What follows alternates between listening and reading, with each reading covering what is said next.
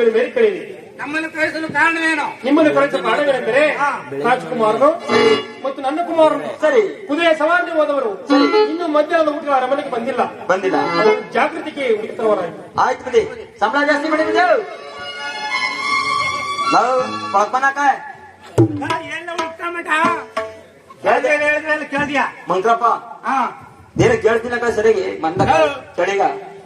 ನಮ್ಮ ರಾಜಪ್ಪನ ಮಗ ಮತ್ತು ನಮ್ಮ ಮಂತ್ರಪ್ಪನ ಮಗ ಕುದುರೆ ಸವಾರಿ ಹೋಗಿದ್ರಂತೆ. ಸರಿ, ಮಧ್ಯಾಹ್ನ ಊಟ ಹೇಳಿದ್ರು ಇನ್ನು ಸರ್ ಮನೆಗೆ ಬಂದಿಲ್ಲ. ಜಾಗೃತಿಯಿಂದ ಹುಡುಕಿ ಕರ್ಕ ಬಂತ ಹೇಳೋರ. ಸರಿ, ನೀ ಎಲ್ಲೆಲ್ಲಿ ಕಣ ಹೋಗಿ ನಾನು ಈ ಕೊಳ್ಳುಂಡಿ ಬಳಸ್ಕೊಂಡು ದೊಡ್ಡಣ್ಣ ಕಣ್ ಬಂದ್ಬಿಡ್ತೀನಿಲ್ಲ. ನೀ ಎಲ್ಲಿ ಕಣ್ ಬಂದಿಲ್ಲ?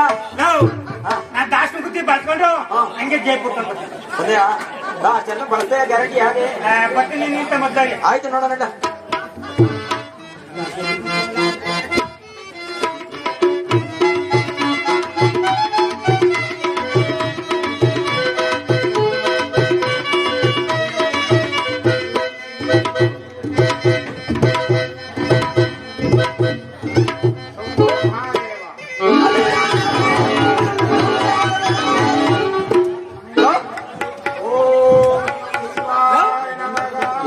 ಕೂಡಿದ್ದಂಗಿದೆ ಗುದ್ದು ಬಿಡಿಸ್ಬಿಟ್ಟಿದ್ಯಲ್ಲಪ್ಪ ನನ್ನೇ. ನಾಯೆಲ್ಲ ರಾಜಮಂಗಲ ಸಿಕ್ಬಿಡ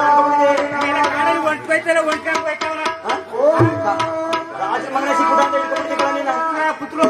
ಇಲ್ಲ ಕಳ, ನಾನು ಎಲ್ಲ ಮುಳ್ಳು ಗುತ್ತಿ ಎಲ್ಲ ಸುತ್ಕೊಂಡ್ ಬಂದಿಗಳ. ಏನ್ ಈ ಪಾಟಿ ಓಂ ನಮ ಶಿವ ಹೇಳ್ತಾರಂತ ಹತ್ತಿರದವ್ರು ಹೋಗ್ಬಿಟ್ಟು ಏನ್ ಓಂ ನಮ ಶಿವ ಈ ಪಾಟಿ ಜೋರಾಗಿ ಹೇಳ್ತಾರ.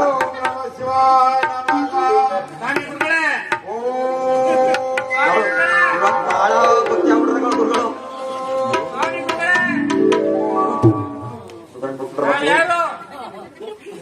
ಸ್ವಾಮಿ ಗುರುಗಳೇ, ತಾವು ಯಾರು? ಅಯ್ಯ, ನಾನು ಯಾರ? ತಾವು ಯಾರು? ನಾವು ರಾಜಕಾರಣ ಚಾರಕರು.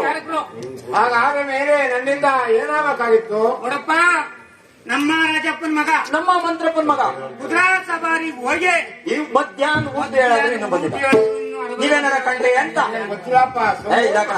ಅವ್ರು ಸಂಭಮ ದೇವ ಅಂತ ಅವ್ರಿಗೆ ಗೊತ್ತಿಲ್ಲ.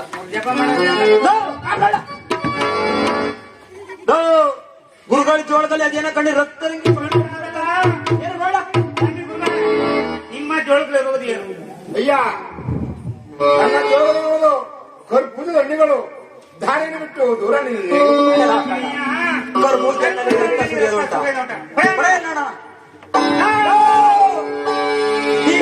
ಗುರುಗಳು ಮಕ್ಕಳ ಪ್ರಾಣ ಕಳಕಳವಾಗಿ ತಗ್ಬಿಡ್ರಲ್ಲ.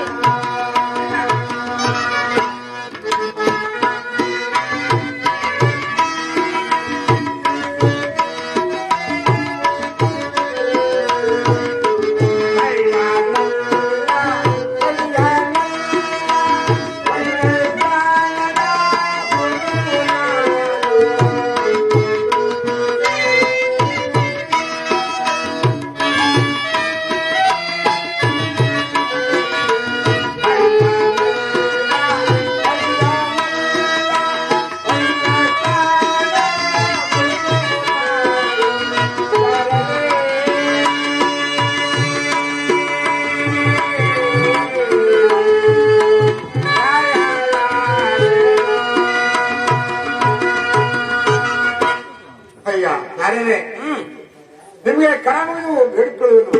ಪಾಪಪ್ಪ ನನ್ನನ್ನು ನಿರಾಪರಾಧಿ ಎಂದು ಅಪರಾಧಿ ನಿಂದಿಸಬೇಡಿ. ಈಗ ಕರಮಿದು ಬೇಡಿಕೊಳ್ಳುವುದು. ಇದು ನಿರಪರಾಧಿಗಳು ಮಾಡೋ ಕೆಲ್ಸ ನಿಮ್ ಪುರಾಣ ಕೇಳಕ್ಕಾಗಲ್ಲ. ರಾಜ ಎಪ್ಸೋಣ